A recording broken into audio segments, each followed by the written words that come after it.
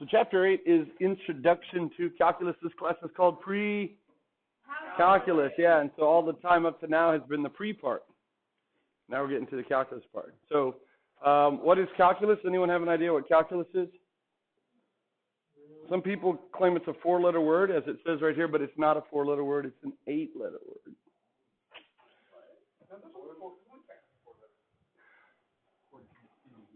Are there? C-A-L. Oh, okay. All right. Right. Nice. Okay. So calculus, has anyone ever heard of like someone had to go to the hospital because they had a calculus? Yes? Yeah, calculus comes from the root calc, like calcium, right? Which means stone. Calculus comes from the root word for stone. So words like calcium, calculate, not California, by the way, as it says right there. They all come from the root word that means stone or pebble. So why do you think they would use that root to describe the capstone math course in high school? Because it makes you want to smash your head with a rock. Right. And then you would go to the hospital for calculus. Yes. All right. It all came full circle. Beautiful. We kind of talked back in the beginning of the year when we talked about the number systems, right? Cavemen walked around and they were like, ooh, rock, right? And they picked up rock. And then they found another rock. So they're like, ooh, rock. And after a while, they were rock. So they needed a way to count their rocks. So then natural numbers came up. 1 rock, 2 rock, 3 rock. And then other cavemen got jealous. So then the idea of 0 came along. We have 0 rock. And then they had too many rock in their hand. And then they fell and broke. And so we had fractions, right? But they used rocks to count with. All right. And so that's why we use calculus, kind of the most primitive way to count with rocks. We use it now as the root for the capstone course in high school. So here's a little meme that I made. Is that a meme? I don't know. It's not like the meme. It's like before memes. This was like a pre-meme, right? So like a T-Rex right there needs 2 pebbles to keep track of how many arms he's unable to use. Okay? Right. And he wouldn't be able to even smash them together. So if someone asks you what is calculus, like the math subject, you could answer it like this and be correct. So without looking, you can look. What is, in a nutshell, the study of calculus? What is calculus? It's the study of change, right? Like nickels, dimes, quarters, penny, right? So like if the cash register doesn't work and you have to make change on your own, that's what calculus is about. How do you break a 5? The bill's $1.36, someone pays with a 5, you're like, oh crap, I got to give them money back. That's calculus, right? The study of change. Actually, not the study of change like coins, but the study of things that change, right? Like evolution. Yeah, evolution is also the study of change, right? Calculus is very similar because calculus itself has evolved from the guys on the wall here. They've all contributed in some respect. The guy on the far right, Archimedes, is the father of what's called integral calculus. And then Newton, the guy right next to him, and Leibniz over here are the fathers of what we call differential calculus. Okay. So yeah, what in this world changes? Anything? Anything change? Us. We change. How do we change? Hopefully good. Hopefully for the better. Okay. Do we change at a constant rate or at a variable rate? Oh, probably a variable rate, right? Probably at a variable rate. Is there anything else in this world that changes at a variable rate? Nope, just us. We're the only, just us. So calculus is the study of people and how they change. How about the temperatures outside? Are the temperatures outside changing? Ooh, kind of warm now. Yeah. Do you think they change at a constant rate? No, they change at a variable rate. If things change at a constant rate, you don't need calculus to study them. But most things change at a variable rate. And if anything changes at a variable rate, you need calculus to study it. Okay? So that's what calculus is in a nutshell. It's the study of change. Okay. So mathematically, we're going to start with the simplest type of polynomial, lines. What type of lines? Straight lines. Right? As opposed to curvy lines. Right? Connor's like rocking out like a headbanger. Sweet. Okay. So you may not know where this is going yet, but I'll take you there, all right?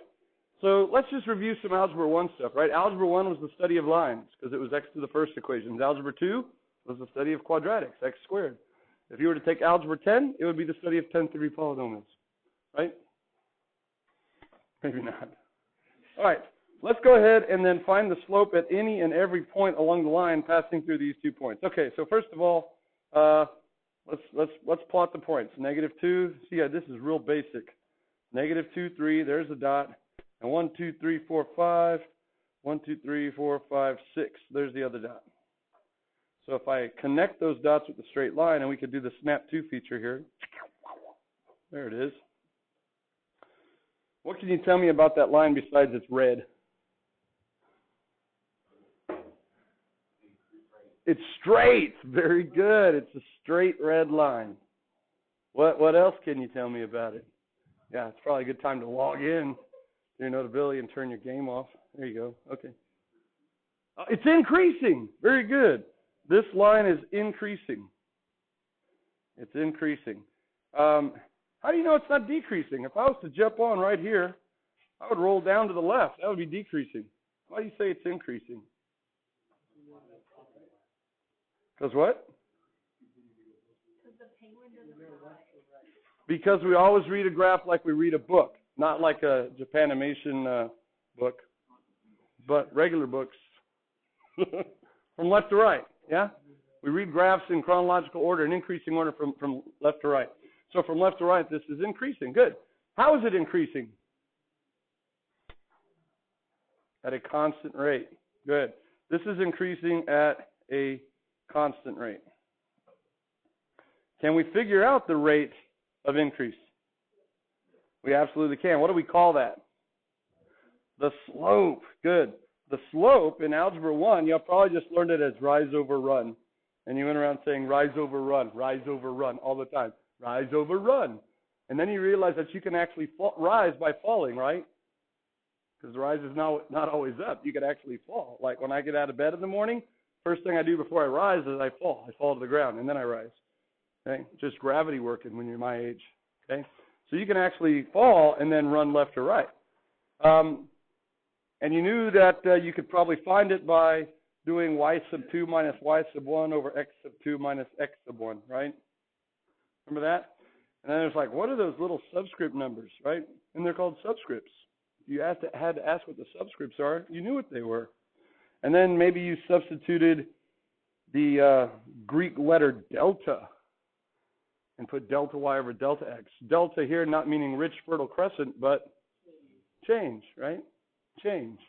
The change in y over the change in x. So that's what a slope is. It is the rate of change of some quantity with respect to another quantity. That's what a slope is. A slope is a rate of change of one quantity with respect to another quantity. So whatever we're measuring on the y-axis changes with respect to whatever we're measuring on the x-axis. Now, without any applications, you're just measuring how y values change with respect to x. But it becomes very powerful if we were like sketching temperature in degrees Fahrenheit against time in hours. Now the slope would tell you how fast the temperature is changing with respect to time. That's pretty powerful, okay?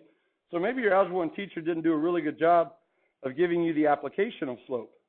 Slope is the slope this we're going to find is the average rate of change, the average rate of change between 2 points. That's what it is in general. So that's the application. So if you have like 1 point x sub 1, y sub 1, and another point x sub 2, y sub 2, and you want to know how a quantity changes between those 2 points, you could find the slope. All right, now for a line, what do you know about the slope at any point compared to the slope between any 2 points? As we already said, the slope is, or the function is increasing at a constant rate. So the slope, yeah, is the same anywhere and everywhere. Anywhere and everywhere. Which is why we use lines to help us begin to understand change that isn't constant, okay? So let's go ahead and find the slope of this line. We have our 2 points, so we'll write it like this. We'll say slope. What letter did we use for slope? Back in Algebra 1.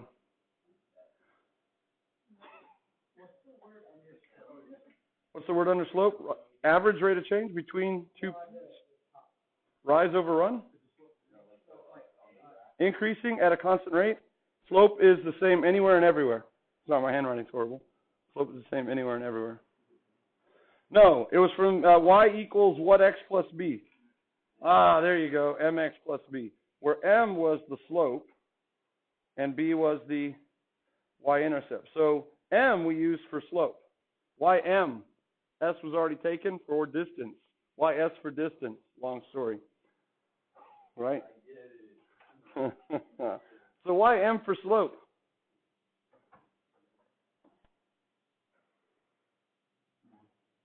M for math. Good. Yeah.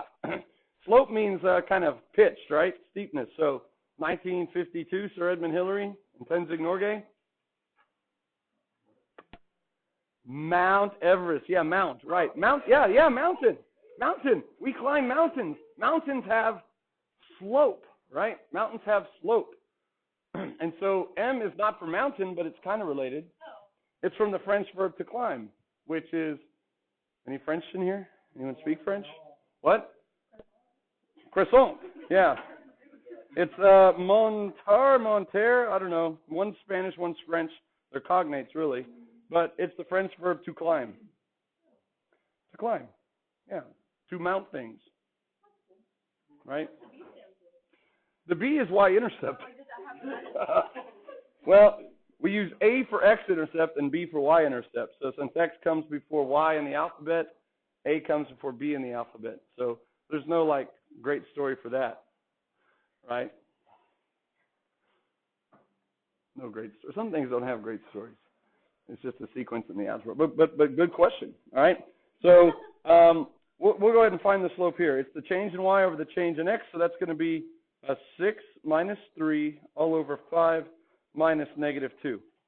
Now, you can actually do it the other way around. You could do 3 minus 5 over or 3 minus 6 over negative 2 minus 5. But you want to get in the habit of doing right minus left, okay, on your x's, because x is your independent variable. So if you do the x value that comes on the right minus the x value that comes on the left, those go in the denominator. This right here is very important, which is the same thing that this is right here. We call that the DQ. And now you're hungry for a hunger buster. It's fan food, right? In this case, DQ stands for difference quotient. I don't know. Like in Connecticut, do you buy the Dodge Ram Texas edition? Or do they have the Connecticut edition, right? Tiny little wheels. I don't know. It's called the difference quotient. What does DQ stand for? Difference quotient, right? And it gives you the average rate of change. The average rate of change. We've already said that. Okay, so let's compute that. That is 3 over 7. So that's the slope. So that's not only the slope or the average rate of change between those 2 points because it's a line, it's the slope at any single point, right? Now, if I was looking for the slope at a single point, that's a little bit different, okay? Let's write that right here. The slope at a single point, does that even make sense? How can you find the slope at a single point?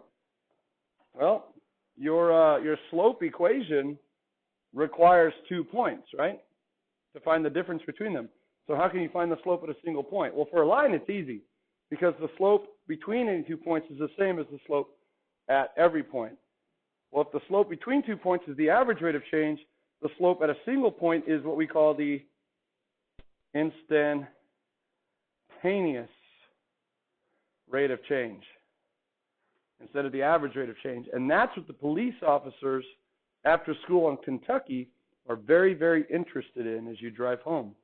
They're interested in your instantaneous rate of change. They clock you with a radar gun, and they're saying, I wonder at this given moment how fast their position is changing with respect to time.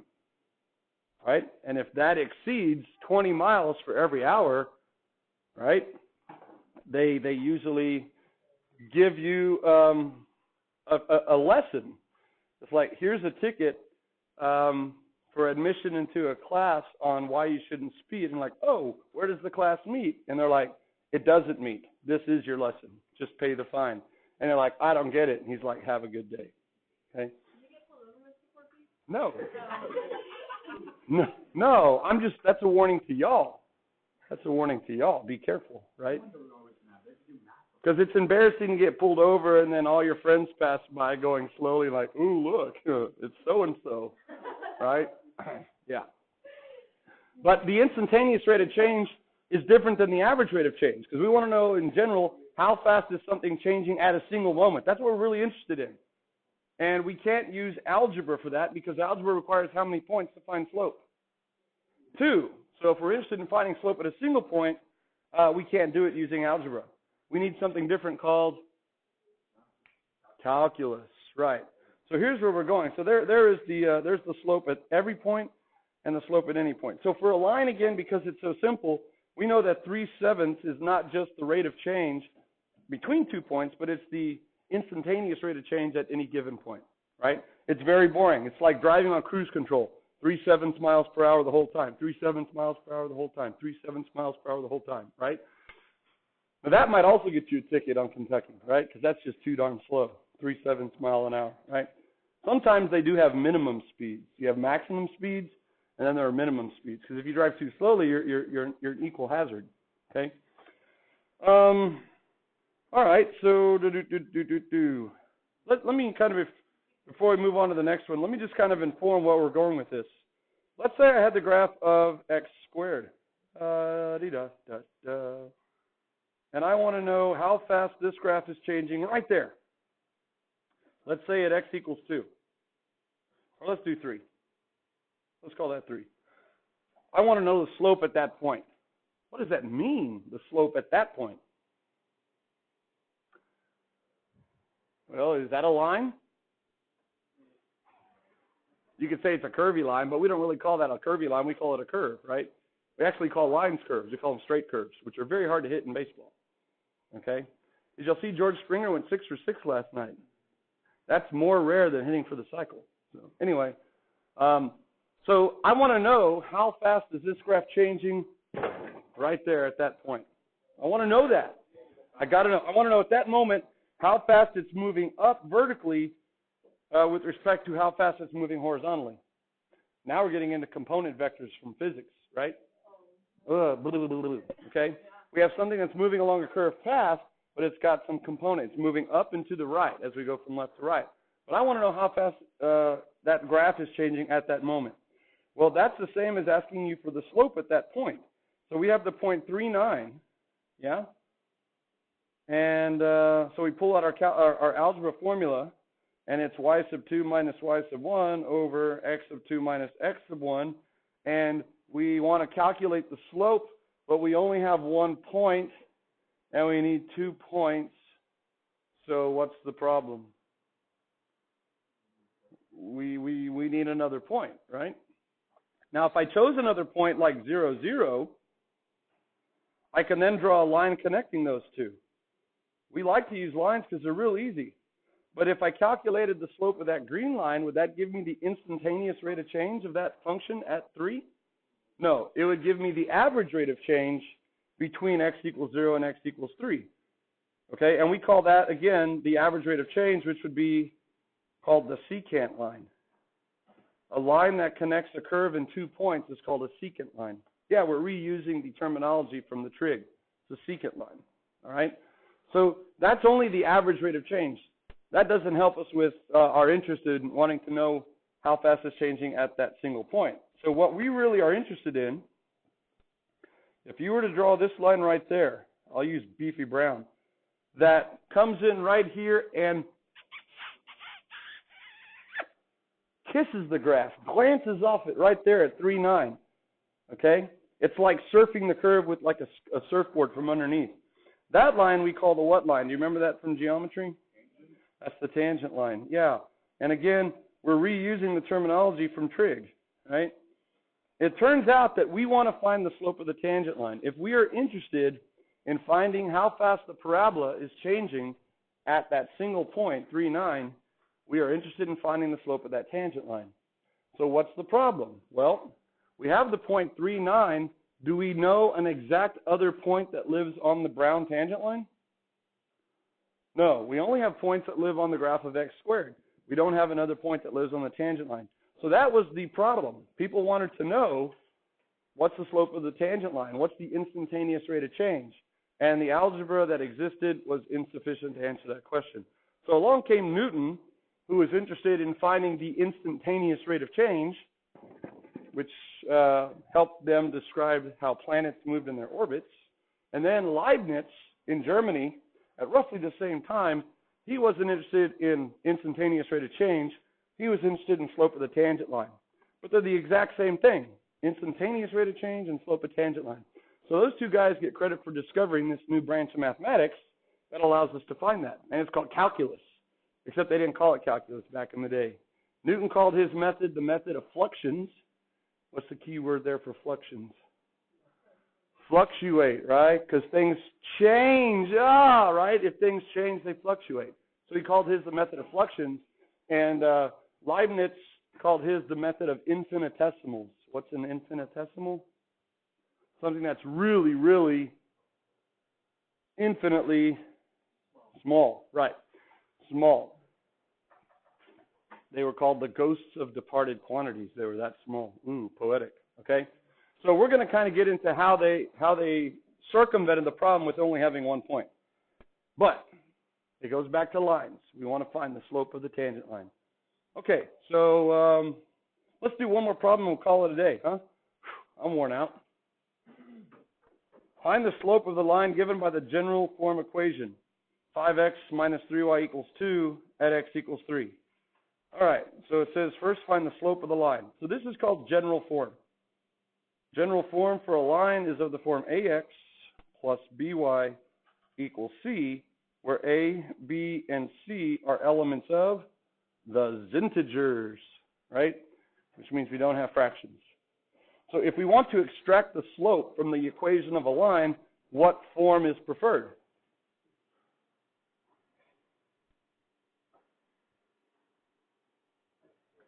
The mx plus b form, because if you can get it in that form, the coefficient of x, the linear coefficient, is your slope. What do we call that form?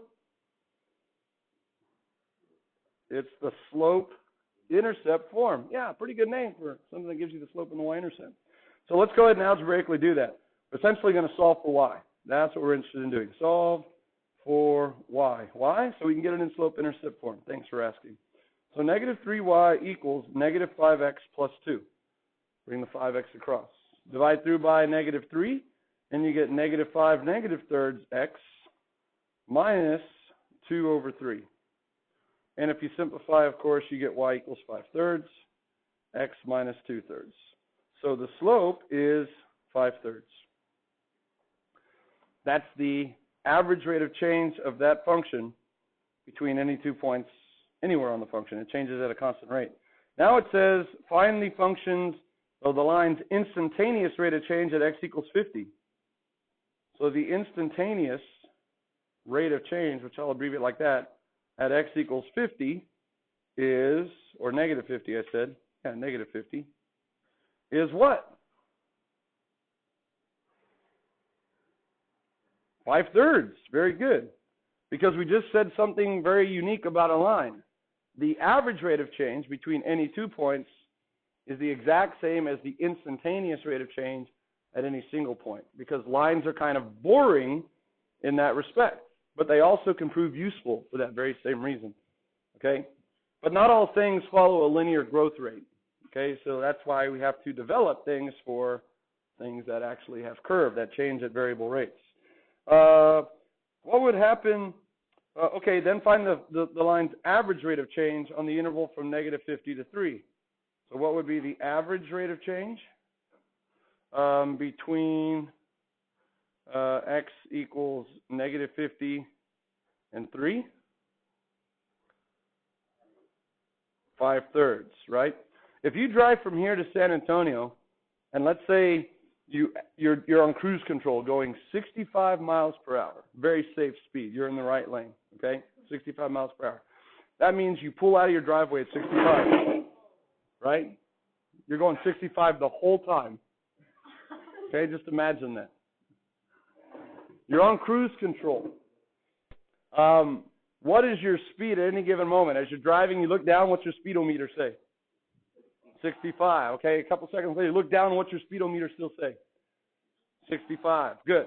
If you calculated your average velocity over the entire trip, what would it be? 65. That's linear, right?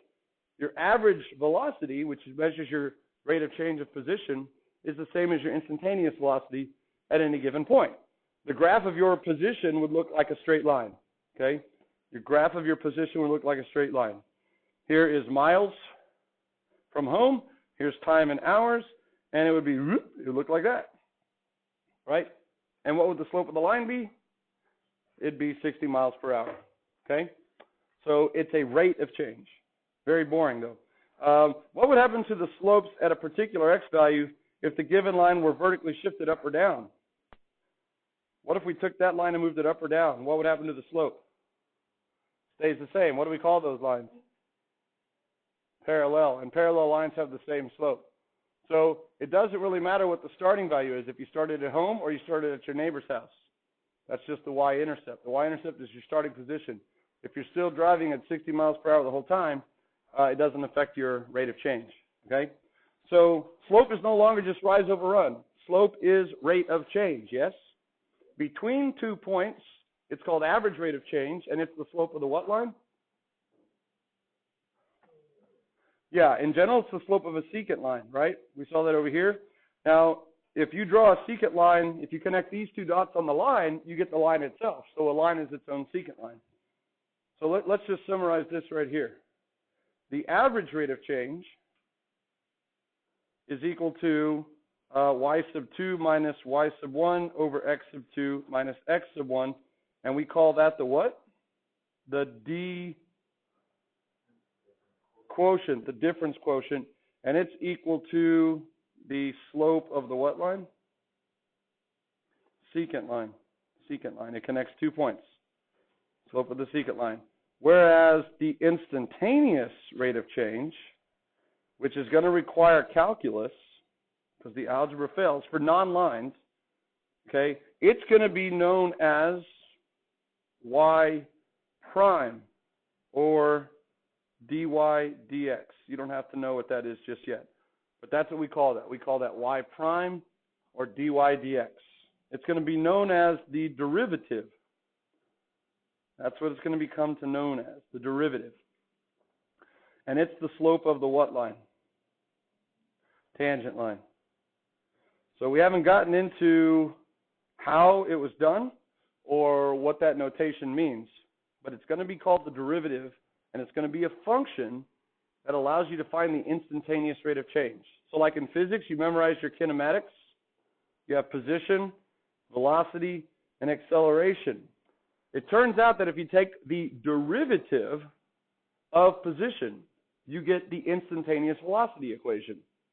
Okay, it shows you how fast the position is changing at that instant for that value of t. And then if you take the derivative, the rate of change of velocity is called acceleration.